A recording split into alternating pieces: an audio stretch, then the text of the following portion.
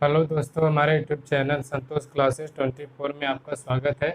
आज हम लोग कक्षा 10 की एनसीईआरटी बुक का पहला चैप्टर साइंस का जो है रासायनिक अभिक्रियाएं और समीकरण पढ़ेंगे, जो कि इसमें मेन एक पढ़ना है रासायनिक अभिक्रियाएं की परिभाषा क्या होती है, उसकी क्या पहचान होती है। फिर उसके बाद हम रासायनिक अभिक्रियाओं के प्रकार पढ़ेंगे, जो 4 प्रकार की हैं: संयोजन अभिक्रिया, वियोजन अभिक्रिया, विस्थापन अभिक्रिया, द्विविस्थापन अभिक्रिया। तो पहले हम देखेंगे रासायनिक अभिक्रियाओं के पहचान क्या होती है। तो रासायनिक अभिक्रिया जब भी होती हैं तो अपने स्टेज को चेंज कर देती हैं, यानी अवस्था में उनका परिवर्तन हो जाता है और तापमान में भी परिवर्तन हो जाता है। उसके गैसों का निष्कासन भी होता है, रंग भी परिवर्तित हो जाती है उनकी। तो यह 3-4 या इस तरीके से एक रासायनिक अभिक्रिया होने की पहचान है, और इसी से हम पहचान सकते हैं कि एक रासायनिक अभिक्रिया है। और रासायनिक अभिक्रियाओं के प्रकार में देखें तो पहला प्रकार है संयोजन अभिक्रिया, फिर वियोजन या अपघटन अभिक्रिया, जिसमें एक पदार्थ छोटे छोटे टुकड़ों में वियोजित या अपघटित हो जाता है। और विस्थापन अभिक्रिया, जो धातु किसी दूसरे धातु को विस्थापित करती है। अभी द्विविस्थापन अभिक्रिया में आयनों का आदान प्रदान हो जाता है अभिकारकों के बीच। तो हम एक एक करके देखेंगे। पहला है संयोजन अभिक्रिया। तो संयोजन अभिक्रिया ऐसी अभिक्रियाएं जिनमें 2 या 2 से अधिक अभिकारक मिलकर एकल सिंगल उत्पाद का निर्माण करते हैं, उसे संयोजन या संयोजन अभिक्रिया कम्युनिकेशन रिएक्शन कहते हैं। तो इसमें मेन बात यह है कि 2 या 2 से अधिक अभिकारक मिलकर एकल उत्पाद का निर्माण करते हैं, और इसी को ही हम संयोजन अभिक्रिया कहते हैं। उदाहरण के लिए, जैसे कि ये बिना बुझा हुआ चूना है और जल, जब ये संयोजन करते हैं तो CaOH यानी कैल्शियम हाइड्रोक्साइड बना लेता है। बुझा हुआ चूना जल है इसके साथ, और ऊष्मा उत्पन्न होती है। तो 2 अभिकारक मिलकर एकल उत्पाद का निर्माण कर रहे हैं। इससे हमें पता चला है कि यह संयोजन अभिक्रिया का एग्जाम्पल है। और दूसरा है, जैसे कि कार्बन का दहन हो रहा है ऑक्सीजन की उपस्थिति में, यह गैस बना ले रहे हैं कार्बन डाइऑक्साइड, और ये गैस बना ले रही है। और जैसे कि जल और ऑक्सीजन की उपस्थिति में हाइड्रोजन और ऑक्सीजन जब संयोग करते हैं तो जल बना लेते हैं। तो 2 तत्व मिलकर एक सिंगल यौगिक का निर्माण कर रहे हैं। यहाँ भी 2 तत्व मिलकर एक सिंगल यौगिक का निर्माण कर रहे हैं। इसको बैलेंस करने के लिए हम 2 लगा देंगे। तो इस तरीके से हम देख रहे हैं कि 2 अभिकारक मिलकर एकल उत्पाद का निर्माण कर रहे हैं। इसके साथ इसमें ऊष्मा भी उत्पन्न हो रही है। तो जिन अभिक्रियाओं में उत्पाद के साथ यानी ऊष्मा भी रिलीज होती है, तो उसे हम ऊष्मा क्षेपी अभिक्रिया कहते हैं। ऊष्मा क्षेपी, उसे हम ऊष्मा क्षेपी अभिक्रियाएं कहते हैं। ऊष्मा क्षेपी अभिक्रिया कहते हैं, उसे हम ऊष्मा क्षेपी अभिक्रिया कहते हैं। वे अभिक्रियाएं जिनमें ऊष्मा उत्पन्न होती है, पदार्थ के साथ ऊष्मा उत्पन्न होती है,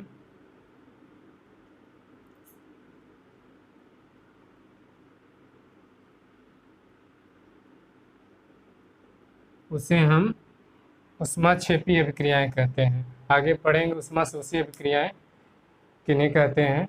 तो यह था संयोजन अभिक्रिया। फिर से देख लेते हैं कि 2 अभिकारक मिलकर एकल उत्पाद का निर्माण करते हैं, उसे हम संयोजन अभिक्रिया कहते हैं।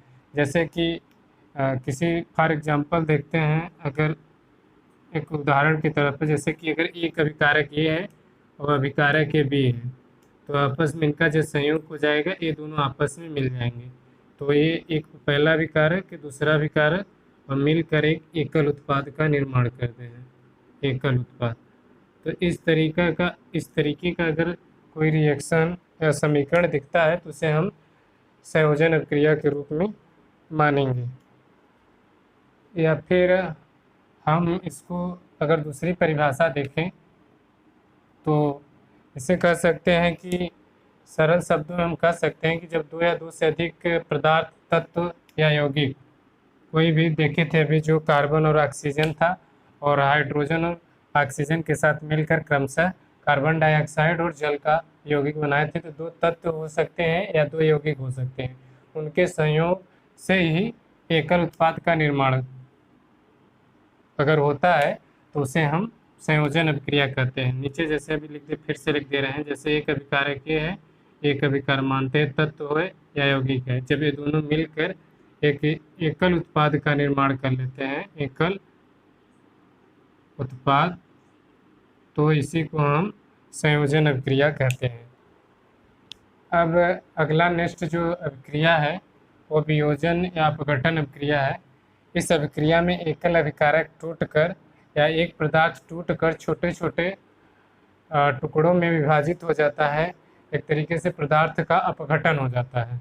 अब पदार्थ अपघटित हो जाता है, यह जस्ट संयोजन अभिक्रिया का उल्टा है, क्योंकि संयोजन अभिक्रिया में दो अभिकारक मिलकर एक सिंगल उत्पाद का निर्माण कर रहे थे, और वियोजन अभिक्रिया में एक सिंगल अभिकारक जो है, एक सिंगल अभिकारक है वह छोटे छोटे पदार्थ में छोटे छोटे उत्पाद प्रदान करता है, अर्थात पदार्थ अपघटित हो जाता है। यह पदार्थ अपघटित हो जाता है, जैसे हम एग्जाम्पल देखें, जैसे कि CaCO3, यह जो है उष्मा की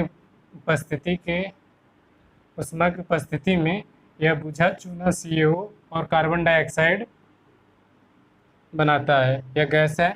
और सिल्वर क्लोराइड जो कि सूर्य के प्रकाश में या दो तत्वों में टूट जा रहा है, सिल्वर और क्लोरीन में। और एक सिल्वर ब्रोमाइड है, ये भी सूर्य के प्रकाश में Ag और Br में टूट जा रहा है। तो ये हम देख रहे हैं कि एक पदार्थ अपने तत्वों में, अपने मतलब उत्पाद में, छोटे छोटे उत्पाद में टूट जा रहा है। तो एक सिंगल अभिकारक छोटे छोटे उत्पाद में टूट जा रहा है। इसमें एक अलग से देखते हैं कि ये अभिकारक जब अभिक्रिया हो रही है तो ऊष्मा की आवश्यकता हो रही है। तो इन अभिक्रियाओं को हम, पहले की अभिक्रिया जो थी ऊष्मा क्षेपी अभिक्रिया थी, जो क्योंकि वियोजन संयोजन अभिक्रिया में क्योंकि वो ऊष्मा का त्याग कर रही थी, ये लोग ऊष्मा ग्रहण कर रहे हैं, तो इन अभिक्रियाओं को हम ऊष्मा शोषी अभिक्रिया कहेंगे।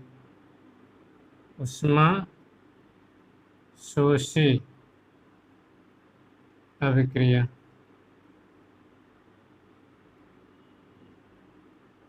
ऊष्मा शोषी अभिक्रिया।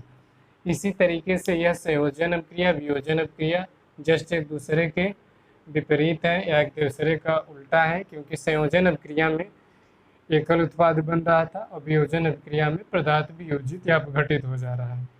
अब अगला अभिक्रिया है विस्थापन अभिक्रिया। दो अभिक्रियाएं बची हैं।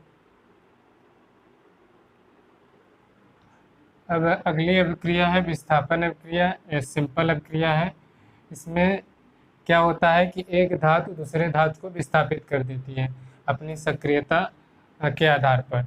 जैसे कि फेरस लोहा कॉपर सल्फेट को, एक कॉपर को विस्थापित कर देती है, यानी फेरस इसको हटा के कॉपर को हटा कर खुद यानी कॉपर सल्फेट बना लेती है।